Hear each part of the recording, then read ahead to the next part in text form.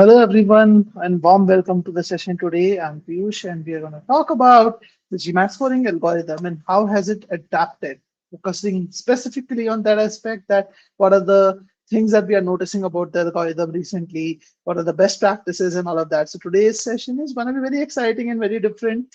Not like my usual sessions where I show a lot of slides. It will be a lot of talking, a lot of interaction. So you guys can feel free to ask your questions. So yes, I already have a question from Rishabh. My biggest challenge is spacing in verbal and DI. Focusing on timing. If I focus on timing, accuracy and score drop, I appreciate guidance on improving both pacing and performance. So yeah, so again, Rishabh has a very valid point. DI and verbal are one of the two of the areas where people struggle a lot with timing.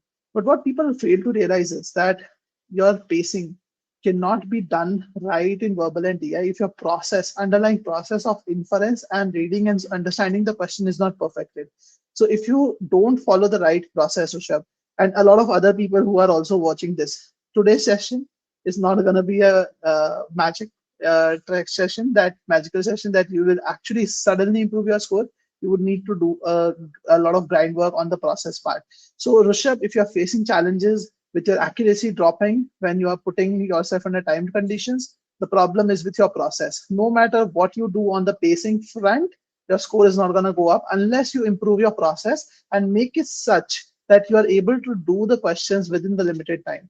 But yes, there is one aspect of the timing where uh, GMAT makes you think that there are a lot more questions in verbal and DI when there are not really that many. And I'm going to talk about that aspect. But yes, broadly, what is very important is you need to also ensure that your process is right. But yeah, I just answered your question in the beginning. But yeah, let's get into the session. So yes, as the title says, so GMAT adapts, so should you. It is very important if you really want to do well on the GMAT. You need to adapt your learning style. You need to adapt your preparation based on what GMAT is testing. And again, just for for my introduction, guys, I am Piyush. I'm going to be your main host in the session today. Just a quick intro about myself. I have been in this industry for almost like 11 years now. I have worked with so many students. I have seen the GMAT evolve over a period of time, and especially with the GMAT focus, we have seen a lot of changes happening.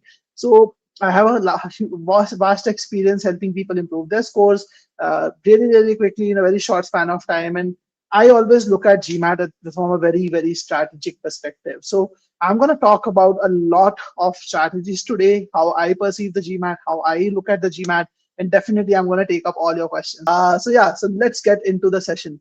Now, very first thing, I want to give you a very important disclaimer. Whatever I'm going to tell today are basically my observations for the last so many years that I've seen the GMAT. GMAT is very secretive about their algorithm, how they score things. Obviously, the basics are out and everyone knows it, like how the basic scoring works. How do you get a score out of 805? How does the raw scores add up to the total score? Those things are fine. But how does the adaptive algorithm really work? Like whether the test is section adaptive, like what happens if you mark something incorrect and change it to correct? Again, those kind of questions. Some things are cleared by GMAT. Some things are very open-ended. So GMAT doesn't really tell a lot of things about the algorithm. They don't expose a lot of things, and I totally agree with why they don't expose it. Possibly they want to kind of like they have their own reasons. I'm not getting into that for not exposing, and I agree with them that okay, for those reasons, it doesn't make sense to expose the entire algorithm. But yes, the idea is that GMAT doesn't expose the algorithm. Now, whatever I'm going to tell today are my own observations, my own strategies that I have developed after looking at a lot of data points. Every year, I look at thousands of scorecards, if not more, and I see a lot of students tell me about different situations that they were in. So I am able to understand a lot from those data points, having prepared for the GMAT, taken the GMAT, scored 99th percentile there, and having helped people get to that mark. I've developed a knack for understanding like how the algorithm is really working, looking at that data, looking at the problems that people face. I'm able to kind of I'm able to draw a lot of inferences from the information given. But whatever I'm going to tell today, it's not back. Like many of the things may not be backed by GMAT. It's my own inferences that I have drawn, as I said. So it's your call whether you want to use it, whether you don't want to use it. We are not saying that this is backed by GMAT, so please use your own discretion over here. But I have very solid reasoning behind whatever I say. But at the end of the day, just my point of view, my way of looking at things. Okay, guys. So that's disclaimer number one. Disclaimer number two, which I was telling Rusha, don't assume this is a magic session that I'm gonna do some magic today. You're gonna learn some real shortcuts and you can take the test tomorrow and get very high score. It doesn't work that way unless, unfortunately, GMAT is not a test that you can take lightly. It doesn't work like that. You learn some strategies, some shortcuts, and all of a sudden things start working out. I always tell my students that you have to do the hard work on GMAT. You cannot work around it. Hard work is a must. So today's session is all about helping you understand, if you have already done the hard work or you're willing to do the hard work, how can you maximize your score on the day of the test utilizing that hard work? So please understand that and be very open-minded towards that. So I have a nice comment from Yatharth. Yatharth says, my test is tomorrow. I have a feeling that luck is a very big factor for me. How can I minimize the luck factor? So Yatharth, if your test is tomorrow, you need to relax first. Leave the session today, just relax, listen to good quality music or whatever basically makes you feel happy. You need to be there in the test. Luck favors the brave. Luck favors the people who are prepared. That's what I follow personally. So I don't think you should follow anything that I'm telling you today. I don't want you to change anything about your test. In fact, that's what my last slide actually talks about, that you should not really change anything on the day of the test. Basically, that's a very, very important thing. So Yatharth, I don't want you to be like listening to the session today. You can always come back tomorrow and watch it if you want to. But yes, all the best for tomorrow and make sure you do exactly what you have been doing till now and relax. That is the most important thing. Okay, that's what's gonna improve your score to the maximum possible. Great, guys. So first things first, I always tell everyone, stop taking the GMAT like a test. Treat GMAT like a sport. And this is a very deep and very intense thought that I'm talking about. You have to understand this really, really well. A lot of people take GMAT like a test. A lot of people put a lot of weight behind the GMAT. They feel that my entire life depends on it. If I don't do well on this thing, I'll possibly fail in my entire life and whatnot. They put so much pressure on themselves that performance pressure creates anxiety. And even people who are capable of getting to, let's say, 700 are not even able to sometimes get a 600 score just because of that. Like that kind of anxiety you build up because of giving the test too much importance. Now, you can always say, Piyush, yeah, it's very easy for you as an expert to say this, right? You're beyond this. I'm not telling you this as an expert. I'm telling you this as a student as well. When I was a student, I used to look at the test as a sport. I used to look at it as a game. When you play a game, it's something you play for fun. You have to treat it like that. Mentality should be there. That if I win, I win. If I lose, I'll learn and I'll come back fighting hard and I'll nail this test again. So that is the attitude you need to have. And even before you get into the test center, the preparation that you are doing should be done with the mindsets of a sports person. Now, what kind of mindset am I talking about? So imagine GMAT like a one-on-one match that you're playing like against an opponent. You can think of badminton, you can think of tennis, or any one-on-one match that you play, like maybe ice hockey, squash, or pickleball is like picking up really well these days. So any of the sports that you can think of, imagine it's an opponent that you're playing against. Now, when you play against an opponent, how do you like win? You don't just win by basically thinking about your game plan, right? You win by also understanding the DNA of the person who is playing against you, the strategies of the person who is playing against you. Now, you guys might be thinking, in GMAT, I'm not playing against anyone. In fact, you are. You are playing against the person who has set the test, who has created the test. Now, it's not a one-on-one challenge just like that, but you still need to understand how that person who is creating the test thinks. And again, coming back to my disclaimer, I am not creating the GMAT questions. I'm just interpreting them. I'm just looking at how a GMAT is testing and drawing my own inferences. And I feel my inferences are very, very right and very strong. So I would tell you from my experiences what I have seen about the GMAT really testing you on. But it is very important that you, when you are practicing questions, when you are doing questions, don't just look at the number of questions that you're doing. Try to compare them. Try to see what is GMAT really trying to do with you. Basically, try to understand their DNA. Because if you understand the test creator's DNA, their thought process, you will be able to beat them at their game. Like I always take example of badminton. If you play badminton, if you see your opponent is actually not able to handle smash very well, you will smash him like anything. If you see your opponent is not able to cover the court very well, you will give him the like shuttle across different areas of the court, and you will make him or her run, and you will possibly win that way. So you need to understand what the opponent's strengths are and what their weaknesses are.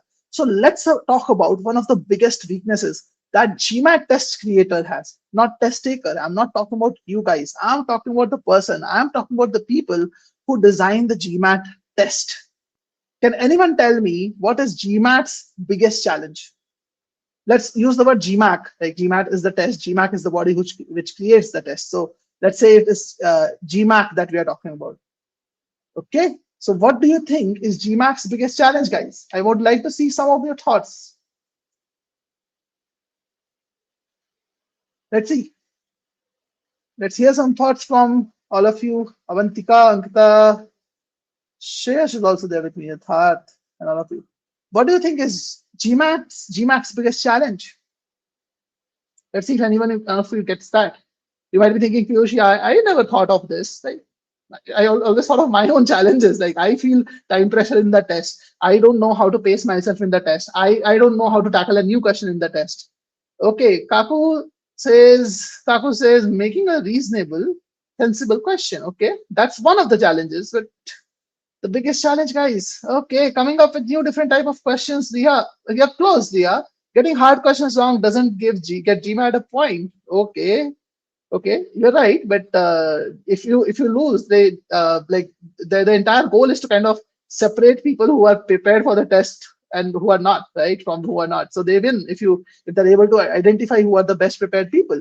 Evaluate each individual's capability appropriately. Very good, Rishabh. I'm really happy to see that. Limited number of concepts. Jolly, you're also very close to. I'll connect your and Rishabh's point. How to score a student, Yatharth? Yes, that's a very succinct way of talking about this. I'll help you understand, guys, one thing very clearly. GMAT's biggest challenges. This test runs 365 days a year, and they are giving you a percentile score. Okay, just to be clear, you see a 645, right? That 645 doesn't mean anything to a B school unless you back it up by saying that 645 is a 89th or 90th percentile.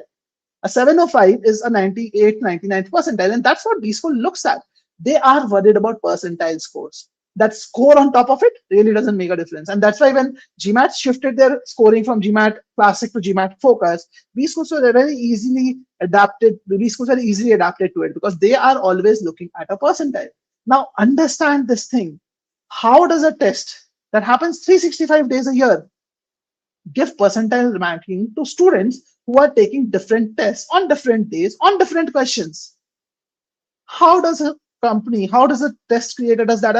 I really like GMAT for like doing that at such a big level for so many years, so reliably well that B schools still rely on it. They see the outcomes happening in the real day.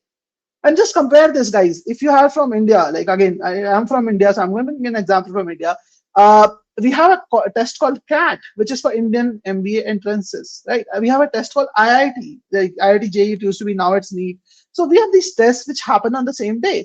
On one single day, you can test all the people who are taking the test. So if you make the test very hard, it's hard for everyone.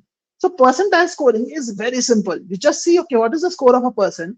How many people are ahead of him? And you accordingly give him the percentile. How many people are behind him? And you accordingly give him the percentile. It's very easy. Everyone is getting compared on the same level, on the same set of questions. GMAT's biggest challenge is they don't have that luxury. Now, if you were in that kind of a tough situation, how will you make a test that is so standardized? Do you have any idea, guys? Okay, I think Jolly has an answer, but what about others? How will, I give this challenge to you guys that you have to test, let's say 2 lakh people across the globe, some from India, China, US, Canada, Latin America, Africa, Australia, everywhere across the globe.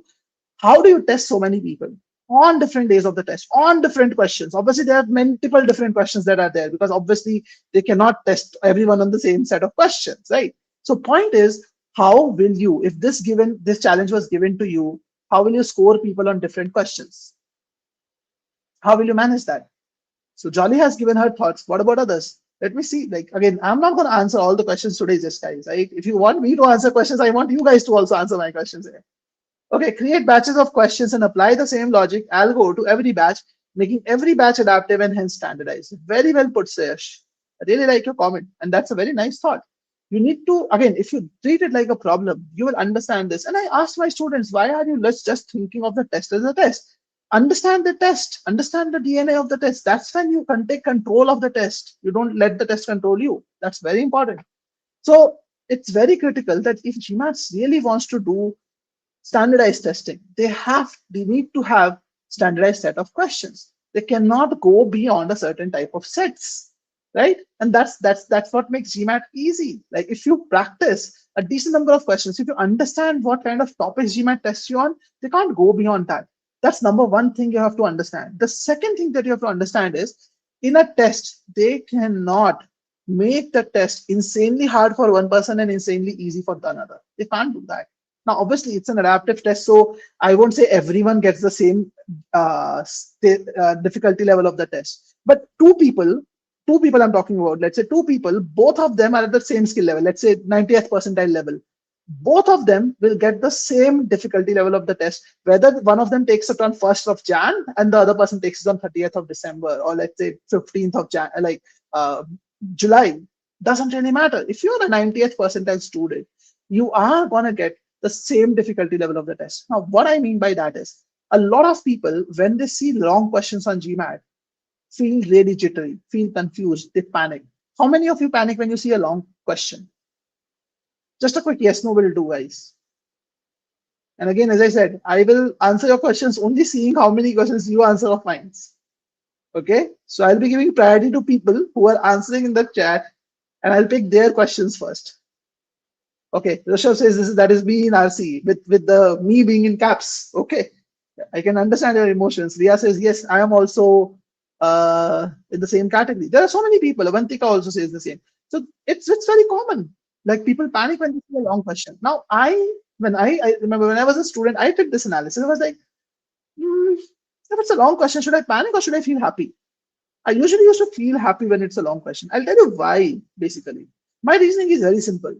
If I have less text, that means there's less information. If there is less information, I have less information to work with.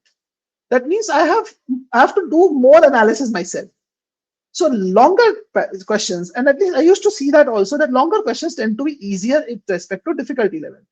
And the reason I actually understand this even strategically is that if, let's say, you are the GMAT test creator, you are creating that question.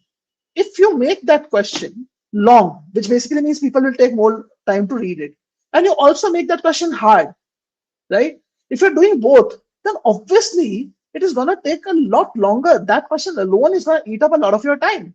Now, how do you put that kind of a question in a standardized test pool? So again, just to be clear, I'm not saying that it can't happen, that a long question cannot ever be hard. There is a possibility of the long question can also being hard. All I'm saying is that it's more likely for it to be slightly easier than other questions, possibly. Again, there could be long, hard questions also, but there's a possibility of it being easier and high likelihood of it being easier because of that reason. And even if it is a hard question, let's say it's a hard, lengthy question, if you understand the GMAT of the algorithm of the GMAT or the psyche of the GMAT creators, you will understand that they will obviously give you some easier questions also in the end to balance it out. They have to give that, because if they don't do that and they are giving you insanely hard tests, how are they going to actually score everyone at the same level? It's impossible. Do you understand that? And let that sink in, guys. When I get into the test center, I am not worried about what kind of questions I'm getting, because I know GMAT is going to give me a standardized test. I trust them on that. And because of that, even if my test starts with very hard level, or it is hard in the beginning, I am behind time, I don't take pressure of that at all, because I know that they are going to give me easier questions to work with eventually. Now, you might think that GMAT isn't GMAT adaptive. If I'm getting hard questions, if I move forward, I should be, and I get them right, hard questions right, I should be getting harder questions. And that brings me to my next point, guys. GMAT focus, unfortunately, not a perfectly adaptive test anymore, guys. It's not a perfectly adaptive test. It is definitely an adaptive test. It is not a perfectly adaptive test anymore. And I say this because I have a huge long experience with GMAT. I'm teaching students from the day when GMAT Classic was there so long back. Again, I've taken the test myself. I remember in GMAT Classic almost like 6 7 years back. The test used to be very simple. The quant section had 31 questions. First 7 8 questions will be mostly easy. Next 7 8 questions will be medium level. Next 7 8 questions will be hard, and last 7 8 questions will be very hard. It was a perfectly adaptive test. Now, obviously, that happens when you do things correctly. Okay, so that ladder increases, it goes up if you do well, right? That's how an adaptive test is supposed to be. Like I'll just draw it on the screen here. So a perfectly adaptive test works like this. If you increase, you get things right, you get harder and harder and harder and harder questions. That's how a perfectly adaptive test is supposed to function. And that's how exactly GMAT used to function as per my understanding. And again, guys, this is all my inferences, my understanding of the test. This is how I used to see GMAT functioning back like 7 8 years back when GMAT Classic used to be the main test. Now, I don't see that anymore. Again, the first 3 4 questions set the entire tone, is what I have seen, at least in quant. The first 3 to 4 questions, like you look at, they set the entire tone of the test. So let's say they are at a medium difficulty level, and there is a possibility that the next set of questions could be very hard, and then you could have medium questions, and then you could have easy questions. Or it could be like you have medium questions here, you have hard questions here, and then easy questions here. So both all these possibilities are likely. What I'm trying to say is that the test is not perfectly adaptive anymore. They see how you perform in the initial levels of the test, initial questions of the test. And based on that, they kind of judge that, okay, what is the broader difficulty level we should keep? That's again my take on this. GMAT still maintains that it's a question-wise adaptive test. And this is also a question-wise adaptive test, just to be clear, guys. It is adapting on a set of questions more than the other set of questions. That's what I'm trying to bring about. So my understanding on the GMAT, my take on the test is that based on how you perform in a set of questions, it could be 3 or 5 questions in the beginning, they are broadly identifying that the student we should be getting a difficulty level like medium hard on an average, or let's say hard on an average, or let's say medium on an average. And then they can push you questions in any order that they want. Now, there could be a little bit of adaptiveness still happening based on how you perform, but it is not like very, very adaptive. At least in quant, I don't feel that basically happening. Like verbal and DI, slightly different, but majorly around the same thought, I would say. So idea is that since GMAT is not a perfectly adaptive test anymore, they are also doing one very interesting thing, which is what I call a test of mental endurance. They test your mental endurance a lot. I'll tell you how. Now imagine yourself in the test, right? You're sitting, you're doing the first 3 questions, everything is going very well for you, hunky dory for you. All of a sudden, like fourth, fifth question in, you see 4 hard questions back to back. Now, obviously, you won't see all 4 of them right away, like just like that in front of you. For you to know that there are 4 back-to-back hard questions, you will get one hard question. Maybe you spend, and hard question means you spend extra time, right? You spend 3 minutes or 4 minutes on the question. And then you're feeling, okay, I've spent a lot of time on this question. Then the next question is again hard. You keep your patience, you keep your calm, you spend another 3 4 minutes on the question. Then another question is hard. Then another question is hard. 4 back-to-back hard questions in the beginning of the test. You possibly spend 2 minutes, like 4 minutes on each of them. That means you're behind by 2 minutes. 4 questions, you're behind by 7 8 minutes maybe. And trust me, guys, most of the people don't have the mental endurance to actually bear that, actually see that through. What they do is they panic. They panic in the second or third hard question itself. They think, okay, I'm behind, and they start rushing them. And remember this, guys, the moment you start rushing, the moment you lose control, your test is done. Okay, period. The test is done. Rushing is the worst thing you can do in the test. I say, actually, overthinking is the worst thing, but rushing comes pretty close. So if you ever rush, you're gonna get a low score. You're gonna get lose time as well. You're not gonna make up on time. Just to be clear, I've seen so many students. I sit in live tests with my students so many times. Very, very good students also, they make the same mistake when they enter the test. They rush, they lose they panic sometimes, And whenever they rush, I capture data in real time. Whenever they rush, they end up spending 25 to 30%, sometimes even 50% extra time on the same question that they could have solved if had they not rushed. So GMAT is also testing your mental endurance. They put you sometimes in those situations. And again, I'm again giving the disclaimer. This is my inference from what I have seen. Okay, very, very clear. GMAT doesn't say any of this. My understanding is GMAT does that on purpose. I feel so. Maybe just that they want to test your mental endurance. They will give you 4 or 5 hard questions somewhere, maybe in the 4 to 10, maybe 10 to 12 or 12 to 14, 10 to 14, whatever. But if you understand GMAT's biggest challenge, that they have to create a standardized pool of questions, they will definitely balance it out with easy questions. And every single time I see this happening, it always happens that in the last 5 to 6 questions, you will see some really easy question, like sometimes people call it lollipops, right? Like very easy questions which you can do in like 20, 30 seconds, 40 seconds max. That's what I see. And I've sat in so many mocks, live mocks with students, and I can even tell you which mocks this happen more. This happens more in mock 3 and 4 than any other mock it will. So they do it on purpose sometimes. My own test, when I took the GMAT 2 years back almost now, I almost scored a perfect score in quant. I just made one silly error, and that was just not silly error. That was like me overthinking there in question number 20. I'll be honest. And I only got that question wrong. Everything else was right in the first 4. Despite that, despite my first 19 questions being correct in the first core itself, in my last 5 questions, there were 3 505 to 605 level questions. There were 3 of those. Just imagine that, guys. How is that a perfectly adaptive algorithm? Okay, and again, I'm an expert, so I can very well judge the difficulty level of the questions, and I'm unbiased with that because I do this all day, like day and night. So I understand the test very well. I understand the difficulty level of questions very well. 3 easy questions in last 5, despite being all like straight 19 questions correct. How is that possible?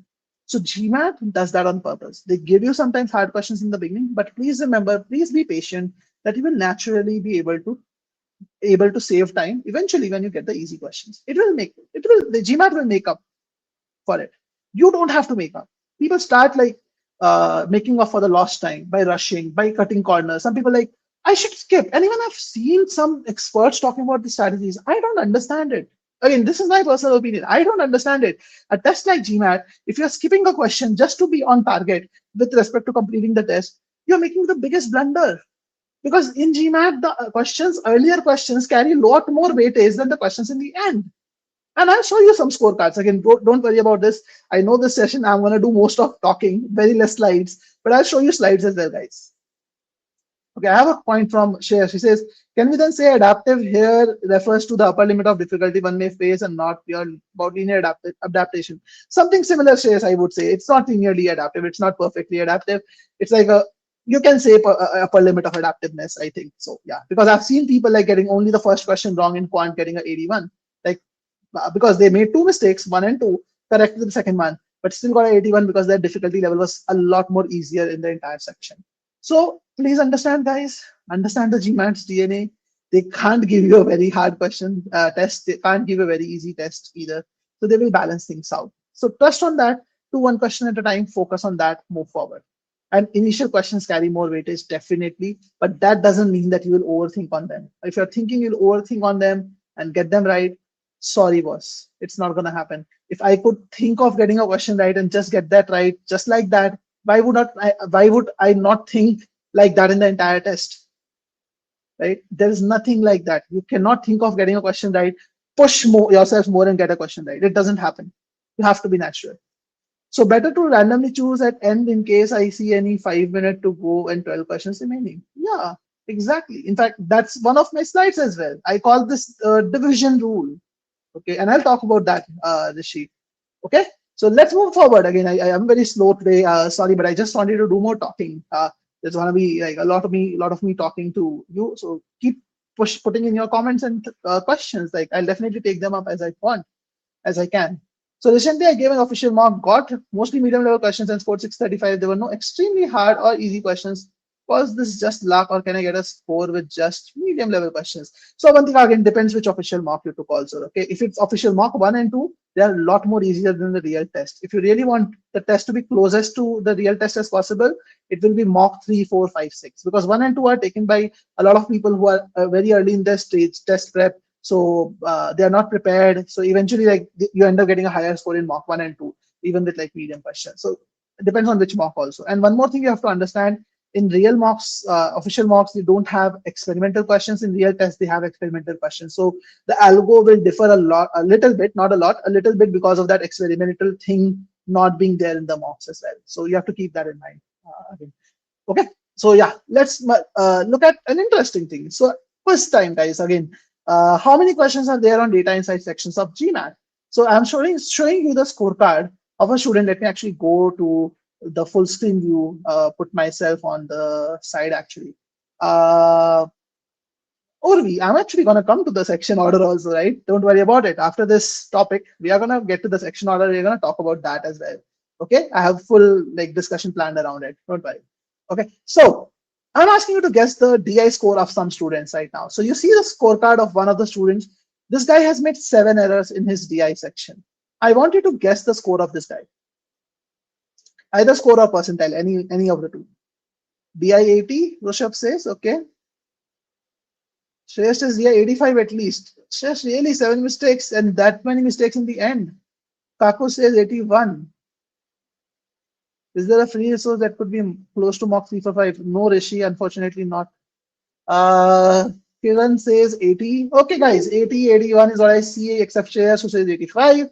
This guy scored a 83 in the DI section, 96 percentile. So Mohak, you have gotten right. Sai says 74. Right?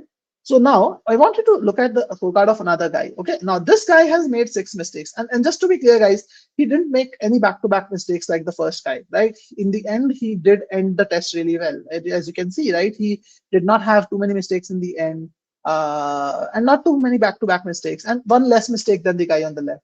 What was this guy's score? The guy on the right side. I wanted to guesstimate his score now.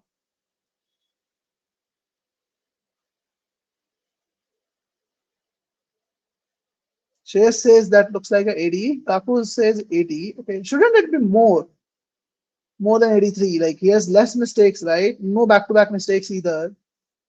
Maybe 82, Rishabh says. Kiran says 80. So most of you are saying 80. Okay, Rishabh says 82. Mark is also in with 80. Okay, guys, you guys are close. This guy scored on 79. Now, again, 83, 79 doesn't look too far apart. But just look at the percentile marks, and you will understand how different the scores are. 76 percentile and 96 percentile, there's a huge difference between the two guys. Now, what is happening? GMAT is definitely trying to conceal something, which I'll show you. You look at not just like one scorecard. This is a 96 percentile scorer. This is a 97th percentile scorer. This is a 98th percentile scorer. 85, very good score in DI. 4 mistakes still, 5 mistakes still, 7 mistakes still. A strong start actually matters a lot. A strong start in DI really, really matters a lot. But I want your attention to be focused on another very, very important factor. See, when you score a 95 percentile in quant, okay, I'm just taking quant, I'm comparing percentile scorecards, okay, just to give you more context. When you score a 95 percentile in quant, you can get there only with a maximum of 2 mistakes. And that's like the best case scenario, guys. Usually 95th percentile in quant happens with 1 error.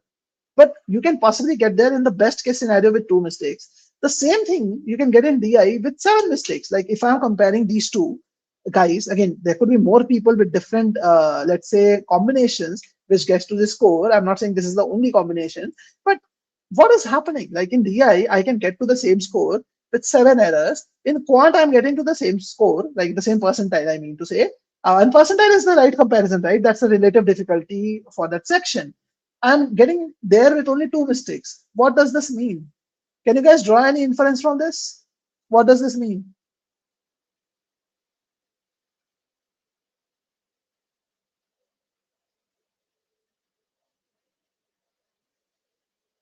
Let's see. It's percentile scoring, so probably most people stuck at DI. But why do they do that? Like, why do they not have problems with quant?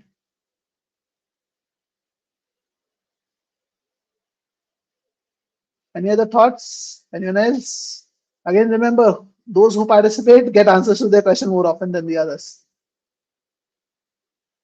Okay, DI can help improve my score than quant, more than quant. I don't say that. Actually, quant can help you improve your score more than DI, and there's a different reason for that. Data is a lot more skewed in quant. Okay, but why is that so? See, understand it's the same percentile levels. Understand the DNA of the question creator, the test creator. If they wanted quant to be the same way as DI is, they could have done that. Or the other way around. They could have made the questions in DI in a way that you could get to a 96 percentile with 2 mistakes. But if you are getting to that score with 7 mistakes, that means something. That does mean something. What does that mean? How does it? How does that matter, Shreyas, that DI has fewer questions to practice? That can't be a reason behind this, right? DI penalizes less for mistakes since it is more trickier. On target, Rishabh. That's the right inference. And Kakus, yes, tougher. DI questions are designed to be tougher on purpose. So if you are thinking of a DI test as a 20-question test, I'm sorry, guys. I'm sorry. Even people who score really, really well on DI, they are not able to do more than 15, 16 of those questions right. And in fact, most of them are not even able to complete all 20 questions. Like again, they mark questions randomly in the end. That's there. Even one of my students who scored a 87 in DI, which is very close to a 100 percentile score, he also made 3 errors. He was only able to get to the 18th question. And I'm talking about people who are that strong in DI, right? You don't get to, like, if you sit on GMAT Club, you'll not see a score of 85, more than 85 on DI very regularly. 87 is a very rare score. Even then, 3 mistakes. Just let that sink in. So understand, GMAT is trying to trick us into thinking that there are 20 questions. And again, I'm not saying that they are like basically cheating you or anyone. They have their own reasons. And I understand why they would have done that also. They want to have a possibility of certain things happening in the future. GI is a new section. Experimentation is definitely happening with it. Things may change in the future. But till now, I don't see them changing. Till now, and I do the sessions once in a year on test taking strategy. I did a session last year. I did a session last year as well. One thing which has stayed constant is DI. I still see the same thing. It's the first 15, 16 questions that play the biggest role in DI. And that's what you need to focus on. You need to focus on first 15, 16 questions in DI that plays the most significant role. And I'll just iterate this very well to you. I'm not asking you to overthink on this first 15, 16 questions. If you guys are thinking, you know what, Piyush has given us a magic trick. I just focus on the first 15, 16. I just get them right somehow and I'll get the score. Sorry, guys, not happening. If you don't have the skill to get that question right, no matter how much time you spend on it, you are not going to get it right. Just to be clear, I don't want you to overthink. As I said, if you remember, overthinking is a bigger evil than rushing ever is. So there is something called rushing, which is at this side of the spectrum where you go too fast. There is something called overthinking, where you question everything. You try to do questions correctly by forcing yourself to do it, by giving extra time. I want you to stay in the center by giving optimal time to each question. Just judge a question on its merit. Just give the right amount of time that is needed. Don't overthink, don't rush, just the right amount of time. If you give the right amount of time, you'll naturally be able to do 15 to 16 questions properly. And again, a disclaimer, this is only happening if you're prepared for the test. If you right now are not prepared, if your skills are not there in DI, you will not be able to do that, guys.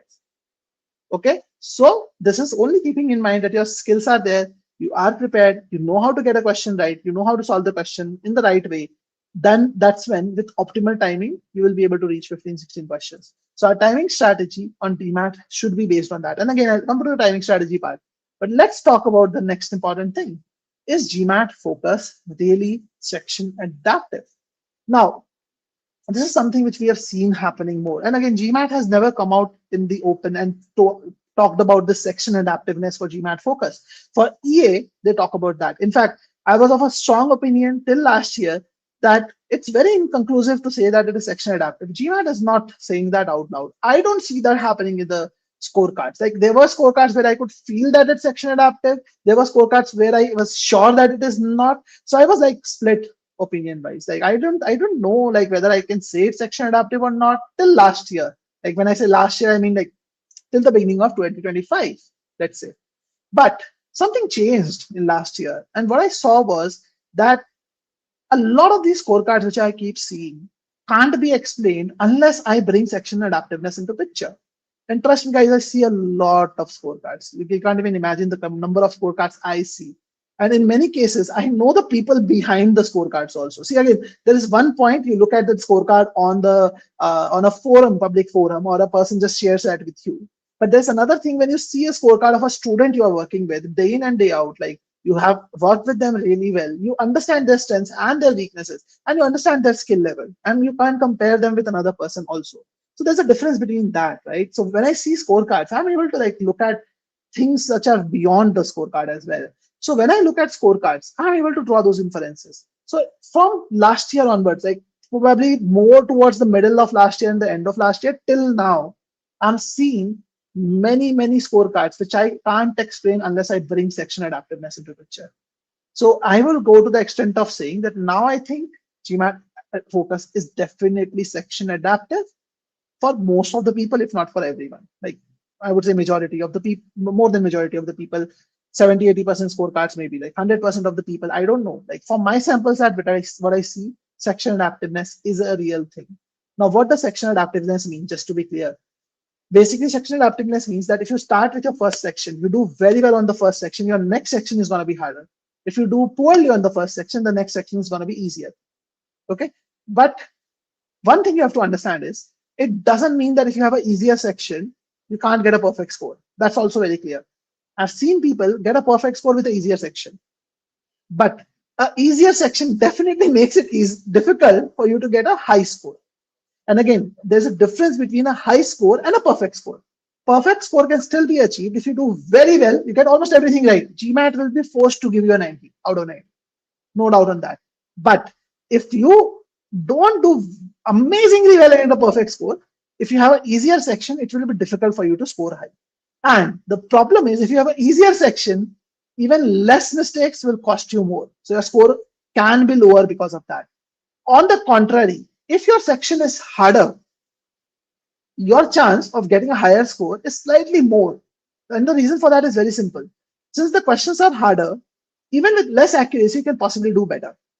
But there's a catch there also. The catch there is the question difficulty level, the test is, the section is harder, the next section is harder. If you don't have the capability of handling hard questions on that topic, you will fail miserably just because of the section being harder. So why was this important for you to understand? Because before you come to and ask me, as Shreyas has asked me, another person was asking, which section order should I take? You need to understand this. There is no single right answer to this. There are just two different schools of thoughts.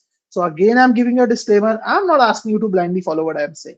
I'm just asking you to think about the two different school of thoughts and strategize and decide for it. Like when I work with my student, I give them a decent idea as per my understanding what should be the right thing for them because I understand them.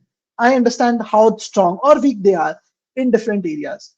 But yes, you understand yourself very well. You have to strategize based on that. So remember, I'm reiterating, if you start with a section, you do really well, the next section is harder. If you do poorly, the next section is easier. In an easier section, it doesn't mean that you cannot get a perfect score. It's just that it is difficult for you to get a high score. But perfect score still achievable if you do everything right. Like GMAT has to give it to you. On the other hand, harder section, easier to score high. But if you are weak in that area, it's very tough. Like it becomes extremely difficult for you to score well. Okay.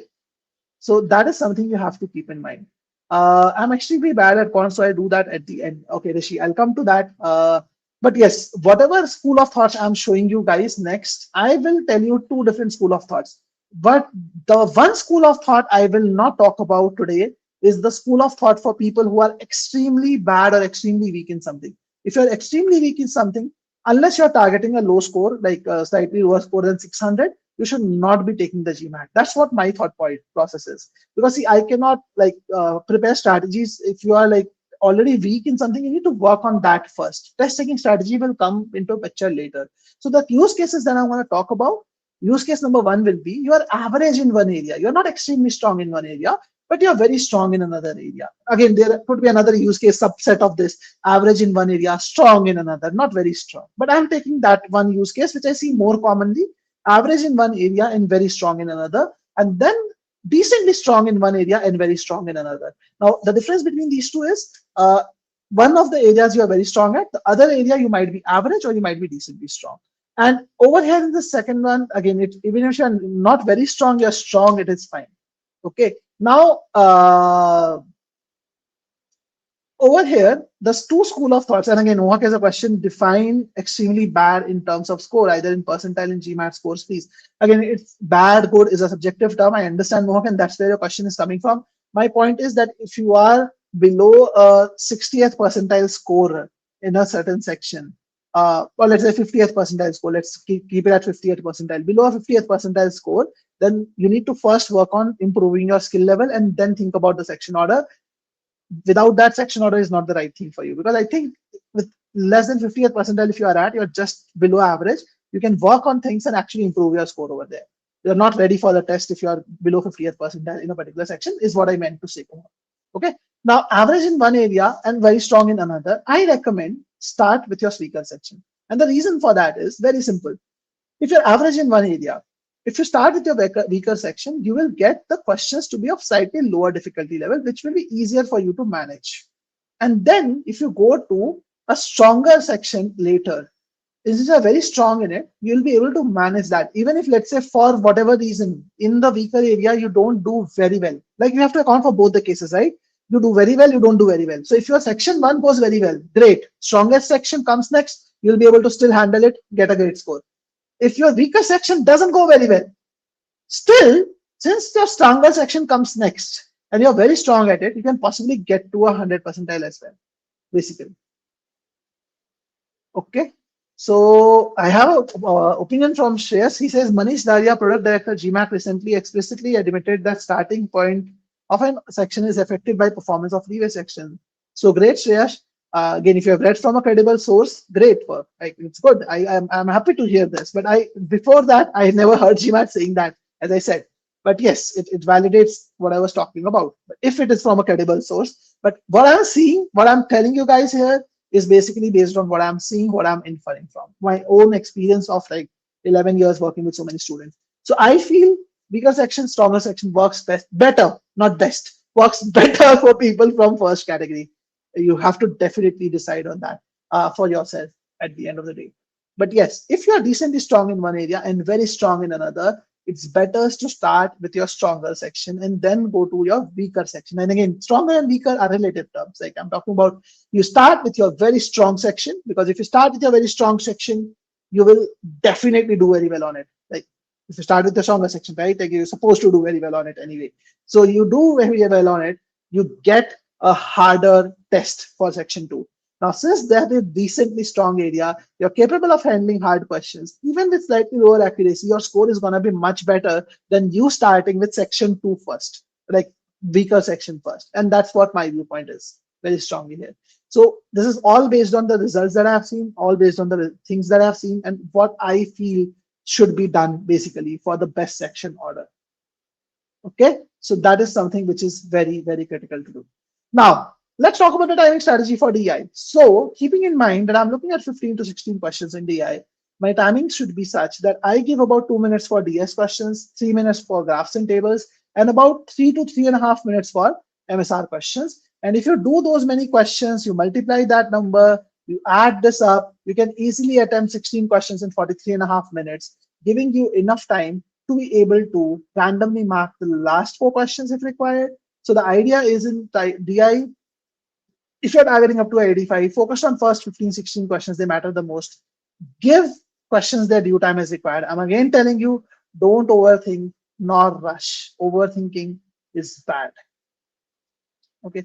Strong would be what percentile? Again, Rishi, it's also subjective, but for me, strong is like 80th percentile, and very strong would be above 94th percent, 93rd, 94th percentile. Okay, that's how I would say strong and very strong. Okay, if needed, mark last 4 questions randomly and never leave questions unattempted. Remember that, and try strategies at home before obviously applying on the test. But just remember, does having more time for first 16 questions solve the problem? The answer is no. I'm not asking you to spend more time. I'm only telling you the questions are harder. You would need to spend more time naturally. So don't try to just think that I spend more time, I get better results. No. You have to identify the core reason why you take more time while solving questions and work on those things. Because if you don't work on them, despite you spending extra time, you will not get those questions right in reality. So it will not really help you at all. Okay, guys? Now let's talk about timing strategy for verbal. Now, if you have seen what I've talked about DI, in verbal also, if you look at these two scorecards, guys, same number of mistakes, 6 on each side. Percentile, huge difference between the two, 70th percentile, 91st percentile. So in verbal and verbal and DI, the first 3/4 of the test is what matters that actually makes a huge difference. So first 3/4 is where your attention should be. And again, I'm not asking you, very clearly telling you, not asking you to spend extra time on the first 3/4. Just don't cut corners there. That's what my whole viewpoint is. Just don't cut corners there. Okay. Now, timing strategy for quant. Also, like, let's me leave this. So quant, again, all 21 questions matter, unfortunately. So you have to think of all of them. Now, yes, let's talk about some of the other things also, like review option. GMAT Focus has this option, right? You can mark some questions for review, come back to it later. Is it a blessing or is it a curse? I mean, a lot of you will think it's a blessing. I feel sometimes if you don't use that right, it's a curse as well. So first of all, some myths. If you get a question incorrect and then you come back and correct it, you don't get the same score as you would get if you got it right in the first place. Okay, just to be clear. So if I get question number 2 wrong, come back and correct it. My score will be X. If I get question number 2 right in the first place, my score will be better than X for sure. Okay, but yes, definitely, if you come back and correct it, your score will increase. But my reasoning, my one thing I have observed is, if you come back and change the answer to incorrect, I feel there is a penalty attached to it. If you ever change the answer to incorrect, there is some kind of penalty. I'm not 100% sure. I can't say that with surety because obviously GMAT doesn't tell you that. But there are many scorecards which I can't explain where this has happened and that has possibly impacted. So I feel if you're not sure, if you're at least not 90% sure about the answer that you're changing it to, you should not change it. Just because the answer that you have marked is the wrong one, if you're changing it to another wrong one, there could be a penalty attached to it. I feel that. So if you are 90% confident or more confident, then you go ahead and use that exercise that option. Mohak says curse because if you miss at the start, then the test adapts from there on, thinking you were wrong. Exactly. So, but review option, exactly. If you don't use it right, again, it's like nuclear power is a blessing or a curse. It's a debatable thing, right, guys? Again, it depends on how you use it. So if you use review option a lot, it's a curse. It can be a curse. Like you're like skipping. Like I've seen people like in the first 3 questions itself. I've seen like they don't even spend time. They see a question, it looks hard. Like I'll come back to it later. I'll bookmark it. I'll come back to it later. Sorry, boss. First 3 to 5 questions are very important. I'm not asking you to control the uncontrollable. Just let me be very clear about it. If you can't do a question, period. You can't do a question. Don't sit on it. Use the review option for that. But only for the uncontrollables, right? If you're deciding something is uncontrollable within 1 minute without even trying, that's bad. That's not a good strategy. Not in the first 5 questions. I never recommend that to my students. And you can see my facial expressions changing because I feel angry when people do that. It's like you're harming yourself. So if you have first 5 questions, you see a question, don't judge the question by how it looks. Give it 1 or 2 minutes, possibly 2 minutes. Try to do it with your 100% attention and energy. If you're not able to, then bookmark it. It's okay. There's no problem. I'm not asking you to control the uncontrollable. Let's be very clear. Don't stay put on a question. And let's be very clear. You can't get a question right by thinking about getting it right and getting it right. Doesn't work that way. If you can't get a question right, you can't get it right. The problem is if you can possibly get it right and you skip too soon, that is going to hurt you badly. Okay. So skipping too soon is bad. But after 2 minutes of proper attention to the question, if you find it uncontrollable, skip it without a second thought. I am completely with you on that. I will also do the same thing. Now, is there no point in the test where you should not skip a question in the first 1 minute? No. There is a point where skipping a question in the first 1 minute possibly makes sense. And I'll tell you which point. And that brings us to the very next important thing, the division rule. So let's say in the test, you are left with last 10 minutes. Now you divide the time remaining on the clock by 2 or 3.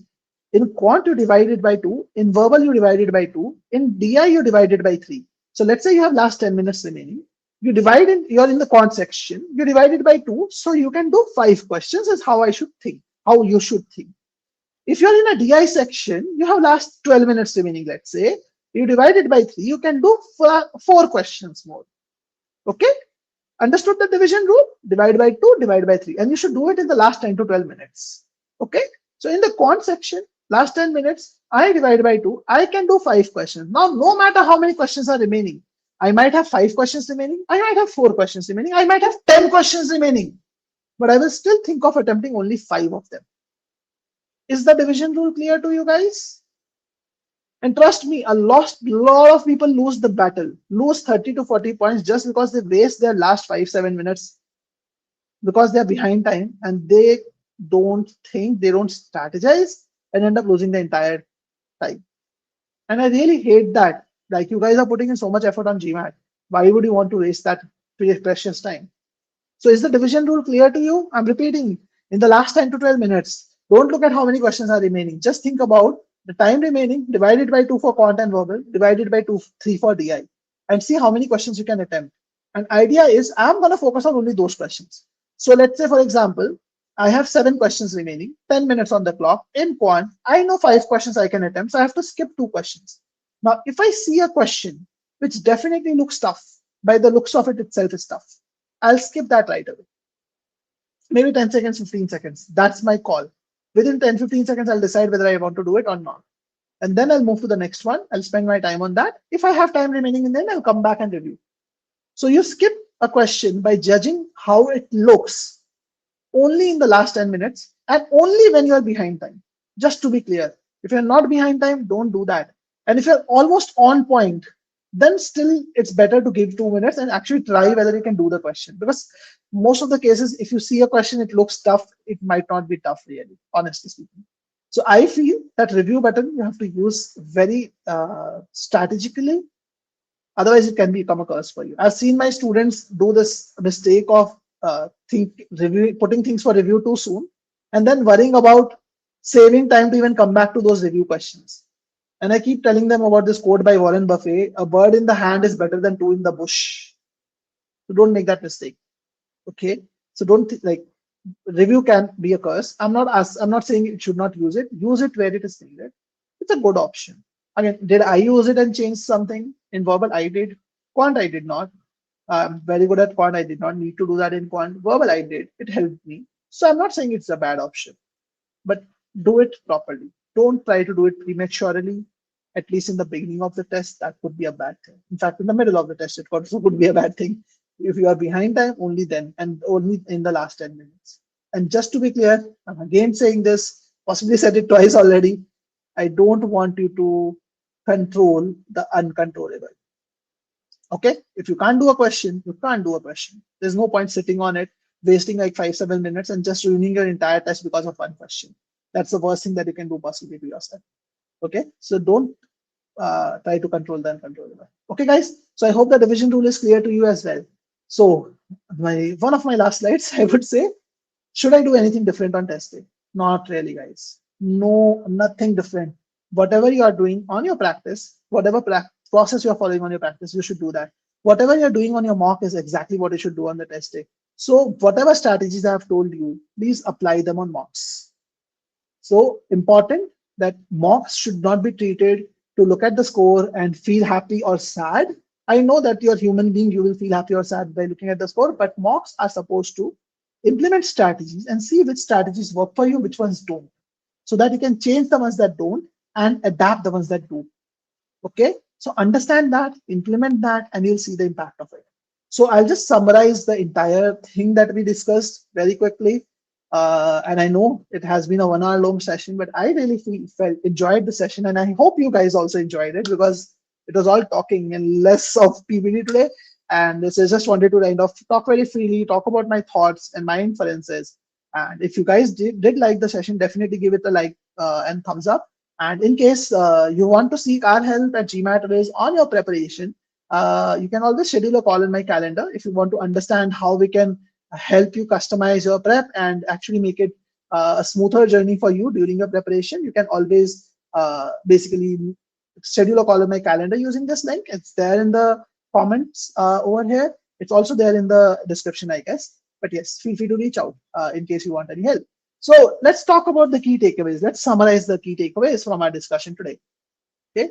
So first and foremost thing, please remember devoting extra time doesn't mean you will get a high accuracy.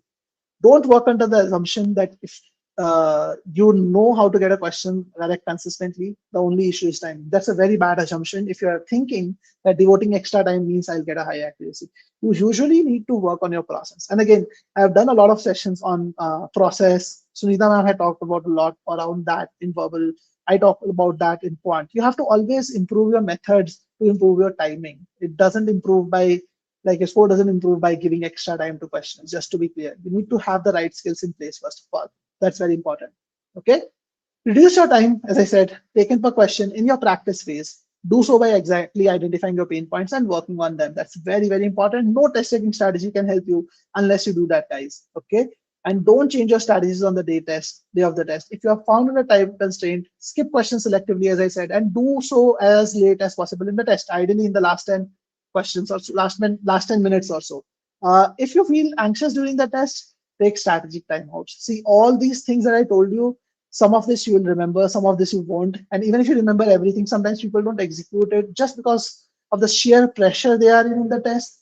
They just keep continuing with the negative momentum. They don't think about whether they are taking the right calls or not. So it's important to take strategic breaks. I keep telling my students to do that. I myself took strategic breaks of about anywhere between 30 seconds to 1 minute in each of my sections to keep myself calm, to keep myself cool, to ensure that whatever decisions I take, I think them through rather than take them and then regret that why did I did so. So I always decide before I take a call. And get a streak of questions correct. The bigger the streak, the higher you score. And try to spend more time on reading the question. Don't cut corners there. And as I said, no test taking strategy works if you're not prepared for the test. So first prepare, get ready. There's no magic in the world. There's no shortcut in the GMAT. You cannot really do well without prepping. Okay. So that's the end of my session today, guys. If you have any thoughts, any questions, feel free to share your questions here. I'm more than happy to take them up. But yes, we do offer a self-paced course. We do offer private tutoring. You want to get in touch with us, you have my email ID and my WhatsApp number. Feel free to do that. But yes, I'm happy to take up your questions now. Is there a correct or efficient way to identify the exact pain points in each section?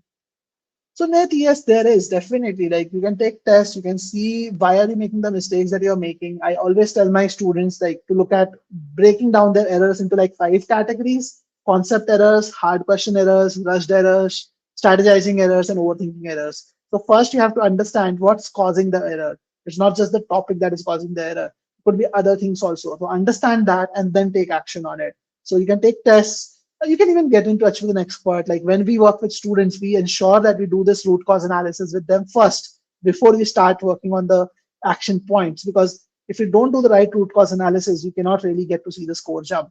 So the idea is that it is very important for you to understand what's going on, and then you can only improve.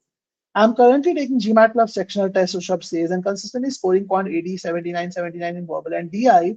In your opinion, how do these sectionals compare to actual GMAT in terms of difficulty? So Rishabh, again, this is my personal opinion. I find GMAT Club test to be slightly challenging for quant. So generally I say like in quant, if you're scoring a 80 here, in GMAT Club test, possibly in the real thing, you can get to 84, 85 kind of a score.